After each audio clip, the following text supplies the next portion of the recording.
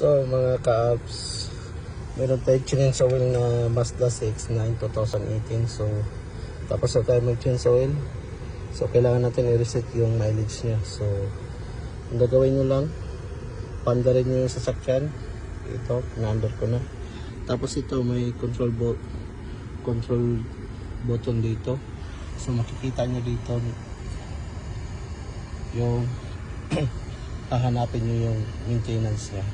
So pipindutin nyo lang to. So ayan, lumipat na. Tapos ito na scroll to, tsaka pwede rin i-press to. So hanapin nyo lang yung apps. Yan, application. Tapos enter. Yan, enter na. Punta kayo sa vehicle status monitor. Enter. Punta kayo sa maintenance.